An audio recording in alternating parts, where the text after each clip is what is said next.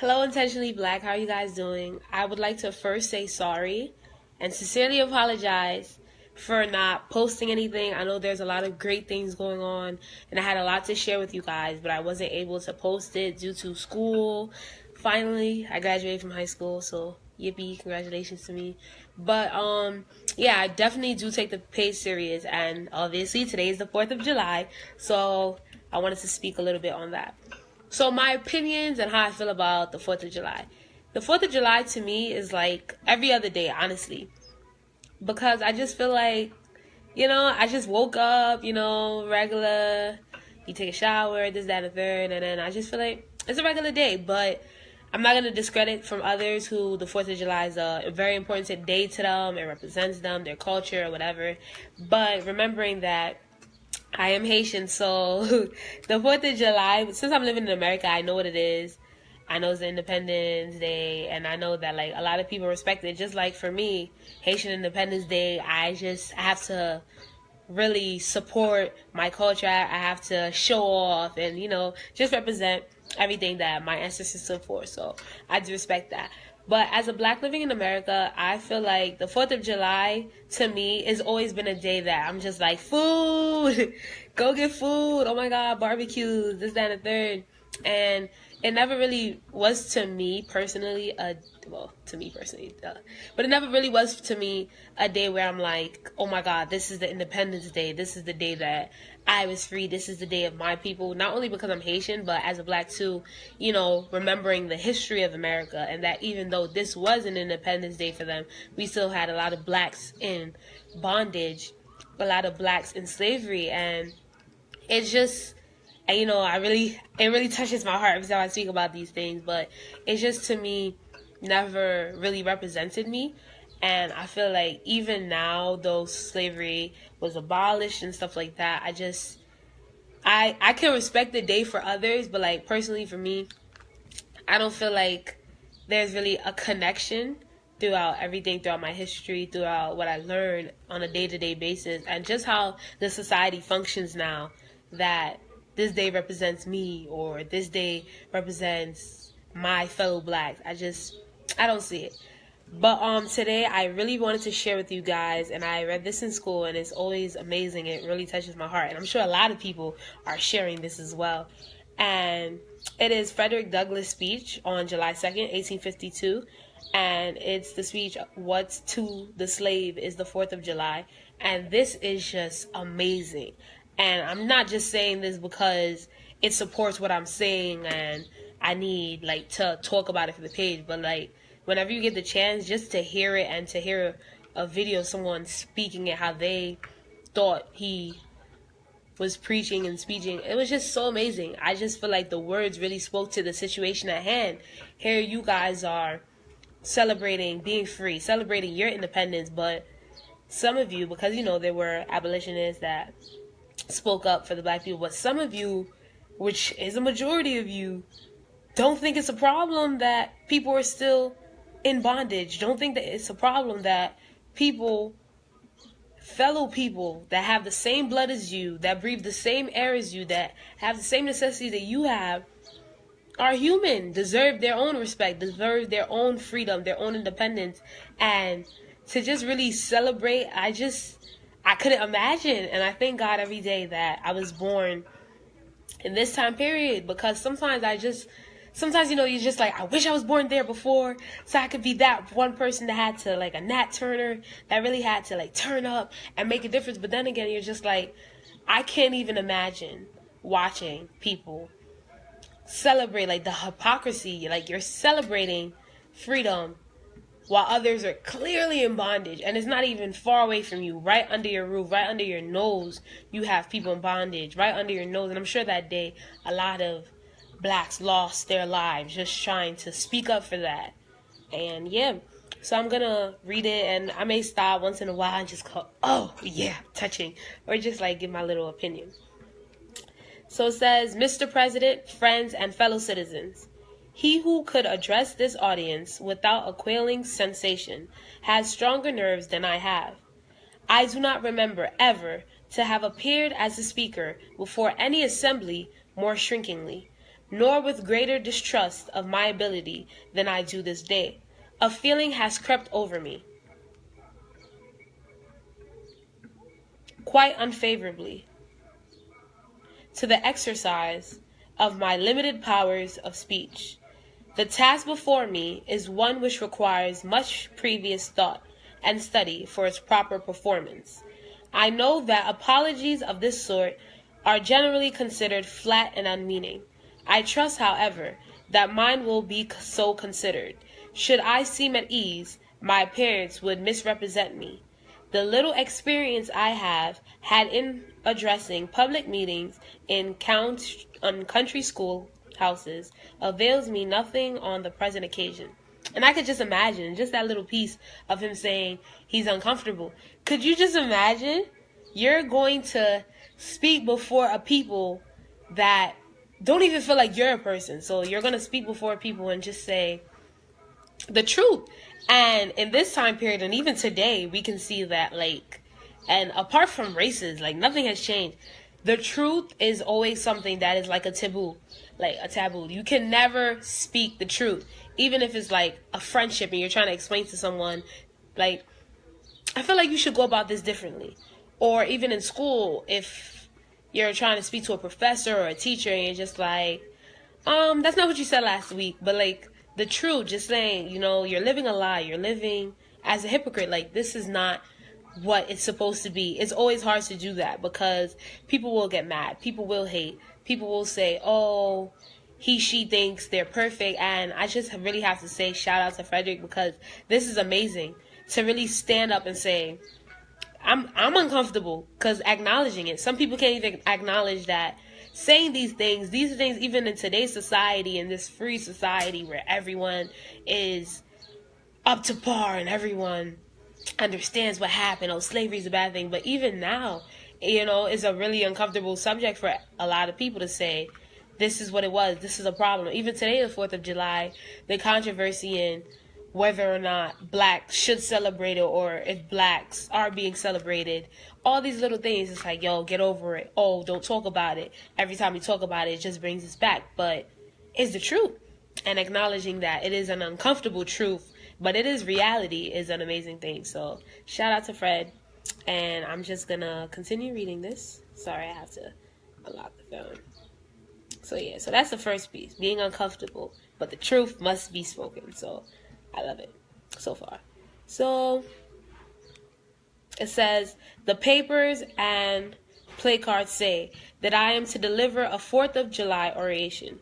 This certainly sounds larger and out of the common way, for it is true that I have often had the privilege to speak in this beautiful hall and to address many who now honor me with their presence. But neither their familiar faces, nor the perfect gauge I think I have of the Corinthian hall seems to free me from embarrassment. The fact is, ladies and gentlemen, the distance between this platform and the slave plantation from which I escaped is considerable, and the difficulty to be overcome in getting from the latter to the former are by no means slight. That I am here today is to me a matter of astonishment as well as of gratitude. You will not, therefore, be surprised if in what I have to say I invent no elaborate preparation, nor grace my speech with any high-sounding exordium. With little experience and with less learning, I have been able to throw my thoughts hastily and imperfectly together, and trusting to your patient and generous indulgence, I will proceed to lay them before you. Amazing. Just acknowledging these are my thoughts, and I had to put them out together well to really get clear out what I'm trying to say. And I feel like this happens to everybody. As great as a situation and as a subject that he's talking about, he has to put it together. And it's like the simple things, even deciding what you want to eat. You're just like, I really got to think this through and make sure that whatever I'm saying, it's clear that I'm getting my point across. This is what I'm trying to say. This is how I'm trying to deliver it, and this is how I want you to hear it. Because, you know, sometimes people hear things how they want to hear them. This, for the purpose of this celebration, is the 4th of July. It is the birthday of national independence, and of your political freedom. This, to you, is what the Passover was to the emancipated people of God. It carries your mind back to the day and to the act of your great deliverance and to the signs and to the wonders associated with that act and that day. This celebration also marks the beginning of another year of national life and reminds you that the Republic of America is now 76 years old. I'm glad, fellow citizens, amazing, fellow citizens. He's already, just in that little beginning, he's saying, you guys, this is all you're celebrating. This is all it means to you. 76-year-old America. Congratulations. And he's saying fellow citizens. So just there, he's already pointing out the fact that I am your equal. I am your fellow human being. I'm your fellow citizen. I am also here. I'm also an American. Oh man, this is amazing. That your nation is so young. 76 years. Though a good old age for a man, is but a mere speck in the life of a nation. 80 years and 10 is the allotted time for individual men, but nations number their years by thousands. Nations number their years by thousands. According to this fact, you are, even now, only in the beginning of your national career, still lingering in the period of childhood. I repeat, I am glad this is so. There is hope in the thought, and hope is much needed. Under the dark clouds which lower above the horizon, the eye of the reformer is met with angry flashes, portending disastrous times. But his heart may well beat lighter at the thought that America is young, and that she is still in the impressible stage of her existence. May he not hope that high lessons of wisdom, of justice, and truth will yet give direction to her destiny. Where the nation older, the patriot's heart might be sadder, and reformer's brow heavier. Its future might be shrouded in gloom, and the hope of its prophets go out in sorrow. There is consolation in the thought that America is young. Great streams are not easily turned from channels worn deep in the course of ages.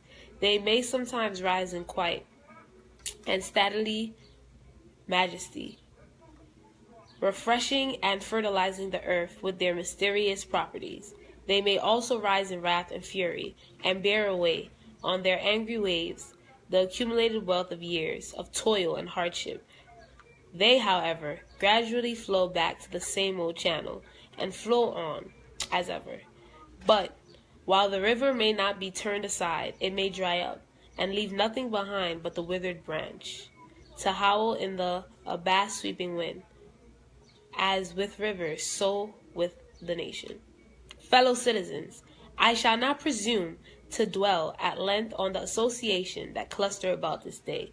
The simple story of it is that 76 years ago, the people of this country were British subjects. The style and the title of your sovereign people, in which you now glory, was not yet born. You were under the British crown. Your fathers esteemed the English government as the home government, and England as the fatherland. This home government you now know, although a considerable distance from your home, did the exercise of its parental right impose upon its colonial children such restraints, burdens, and limitations as in its mature judgment it deemed wise, right, and proper. So here he's already calling out the facts. You guys celebrate your independence. Y'all came from under the British rule. Your people fought for this, that, and the third. And before that, all his analogies, and he's speaking to the land and being new, and other people still, like, you're celebrating, but, you know, other countries are still seeing this as a new place, and people toiling, people, aka black people, people that are in bondage, toiling to make sure this land is what it is today. All these wonderful truths that though may seem like common sense, though may seem like a duh, but no, some people don't acknowledge it. Some people like to skip over and act like, nah, okay, yeah, we're free. Yeah, we did that, but they don't want to go in depth to see the in-betweens, the struggle in between. So continuing, I'm just going to skip around a little. It's pretty a long speech, but I'm going to see if I can upload the speech onto the page as well because it's so amazing.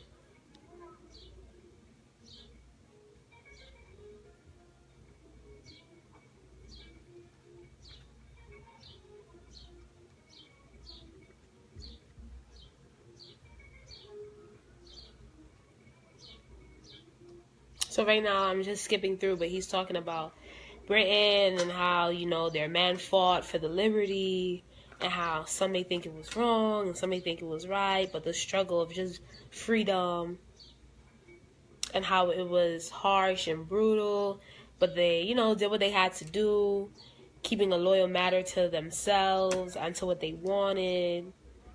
The greatest of the British, the madness of the course, the fear, but knowing what they wanted.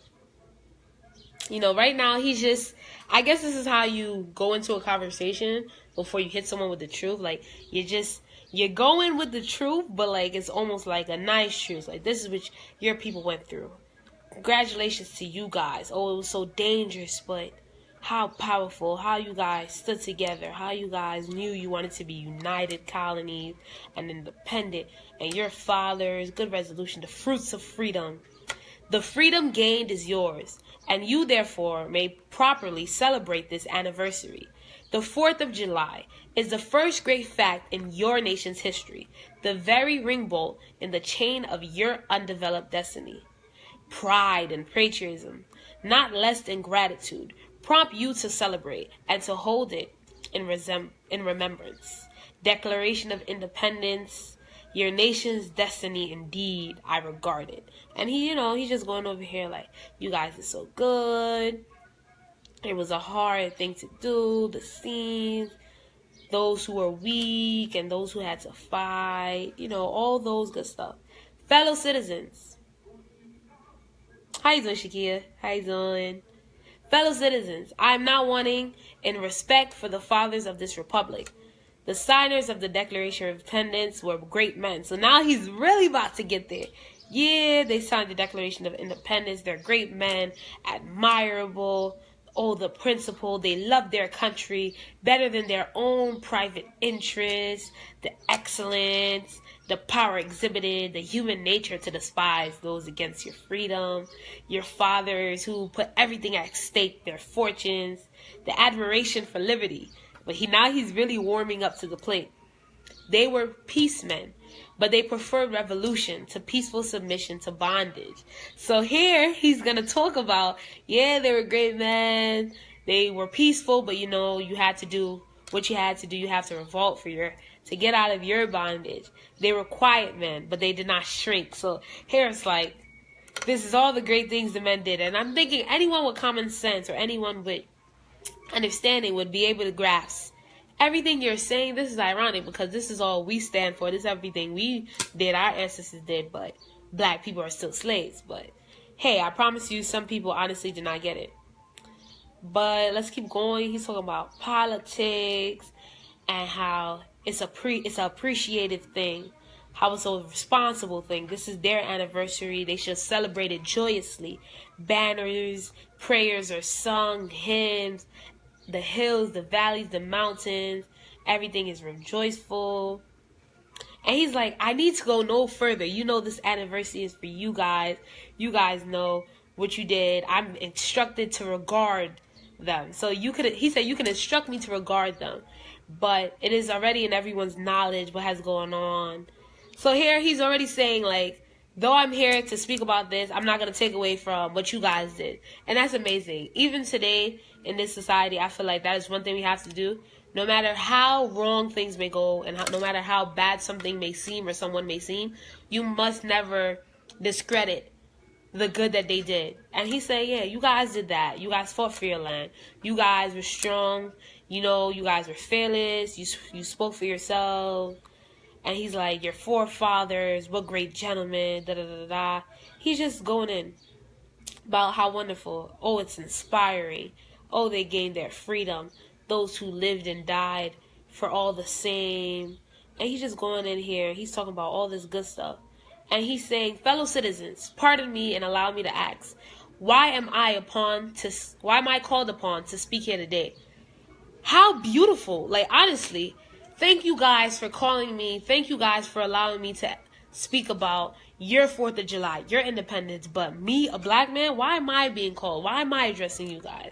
I'm sure you have other people to address your independence, to address how good you guys did, and to like do all that stuff. So why am I being called?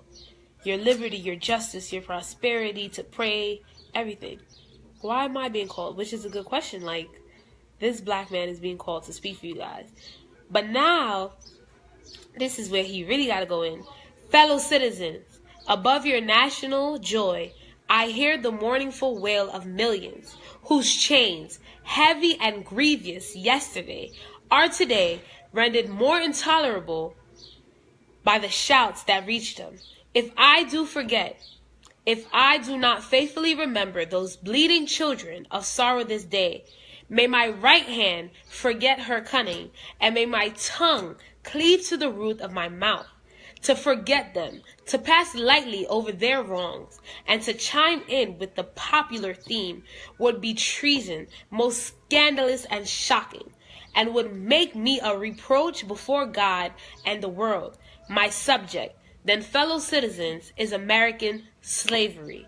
I shall see this day and its popular characteristics from the slave's point of view, standing there, identified with the American bondman, making his wrongs mine. I do not hesitate to declare with all my soul that the character and the conduct of the nation never looked blacker to me than on this 4th of July. Whether we return to the declaration of the past or to the professions of the present, the conduct of the nation seems equally hideous and revolting. America is false to the past, false to the present, and solemnly binds herself to the false of the future, standing with God and the crushed and bleeding slave on this occasion. I will, in the name of humanity, which is outraged, in the name of liberty, in the name of Constitution and the Bible, which are disregarded and trampled upon, dare to call in question and to denounce with all emphasis. I can command everything that serves to perpetuate slavery, the great sin and shame of America. I will, and I will not excuse. I will use the severest language I can command, and yet no one word shall escape me, that any man whose judgment is not blinded by prejudice, or who is not a heart of a slaveholder, who does not have a heart of a slaveholder, shall not confess to be right and just. So here he's really at it. You guys cannot stand here today and look at me, look up at God with your religion, because, you know, most of them are Christian at this time, and look at all these bleeding slaves, these crying children, all the deaths before you, the blood, the disgust, and everything in the wrong frame of mind, and think to yourselves that something is right, and celebrate with all your happiness and your liberty, your this, that, and the third, and say, yes, this is America. This is our independence. No, you cannot stand here or sit there and honestly think to yourself, this is it. What point in the anti-slavery creed would you have me to argue? He's just saying, oh my goodness, there is so many facts. There is in history. There is in the present, and damn skippity, there is in the future. It is right in front of you. Like, I don't know what other points that I could possibly bring up. The slaves, the laws, the black man bleeding, the deaths, the punishment, the crimes of the white man, everything. He's like, no person who has morals, no intellectually responsible being can stand here and say that this is just. And he said the manhood of the slave is conceded. It is admitted in the fact of the Southern statute. Books are covered with forbidden and severe fines and penalties. And he's just going on and on and on and on. He is definitely going off and saying the Negro race, he can't even get equality. He can't even have a home, a family. He's the one who's over here building these houses, constructing these big bridges, constructing these ships, working in these metal brass of iron, copper, silver, and gold. He's the one over here that can't even learn to read or write, but he's the one over here also working for the clerks, merchants, slavery secretaries. Oh my goodness, he is going on and on and on, as he should. And he's saying, here you guys are standing here, the Christians of God, and looking for a hopeful life, and all these graves of these slaves before you. How can you stand here and tell me that this is my Independence Day? And honestly, guys, I'm not even going to continue to read, but I just feel like he said it. And I don't know if the spirit of these former men and women, these proud, amazing men and women who are put in bondage, are in me, but this is exactly what I feel like. When I read these things, my spirit is just gladdened that at this time, people were able to really stand up, and though they suffered and they died and they this, that, and the third, they were able to stand up and say, how dare you? And you know, I'm not one to like try to curse on the page, but like, honestly, you just gotta just throw it out there. Like, who the fuck are you? Who the fuck are you? How dare you come to me with this shit? Like, how dare you? Like, really, can you just, like, how dare you stand in my face? You guys called me out here, and here I am, like, I'm talking about all this wonderful, and I promise you, when he was reading it, everybody's probably like, yeah, freedom, you say it, Fredrick. And some people are still probably looking down on him because of the color of his skin, and he's just saying, I cannot possibly stand here and end this speech at all the great things of America, how young you are and how successful you are, without saying, these wonderful black men and women are your foundation. This is what has made America great. And to stand here and really think, like, you really have to have no morals, being like the dumbest of dumb, the ignorant of ignorant, the biggest hypocrite, to stand here and just say, we did that. We the white people did that. We the racists did that. Like, no, you have to acknowledge the truth and what it was, and how you pulled these people out of their homeland, brought them here, and 1/5 of a man, Jim Crow, all these little things going on. I'm sure, like, I know I'm mixing it up from before and after, but like all these things, and I just feel like it relates to today. This is why the 4th of July, I'm not discrediting it for anyone, just as Fredrick said, this is some of you guys' day, this is what you guys stand for, this is what you represent. But I just had to call out the truth and just explain why I cannot, like, celebrate the 4th of July apart from saying, like, happy independence to whoever, great things for you, yay, food is lit, barbecue. But I can't really say, for me, this is my day, this is my Independence Day, I run for this, I rule for this. No, I cannot. But yeah, that is the 4th of July. That is Fredrick Douglas. What to the slave is the 4th of July. So if someone says to you they can't celebrate the 4th of July, whether they're black or not, and they say it's because of slavery, it's because of what's been going on, it's because of mass incarceration, please do not butcher them, but try to understand where they're coming from. Thank you so much. And this is the live on the 4th of July. I will definitely upload the speech, and I'll definitely upload a link to the speech and a link to the video. Thank you guys so much. I'm so sorry for not replying or commenting or speaking to a lot of different topics that were coming up. But yes, next live we will speak about Jay-Z's new album, and I'll tell you guys how I feel about that, and I want to know how you guys feel about it too. So please prepare questions, inbox me, whatever it is. Thank you so much.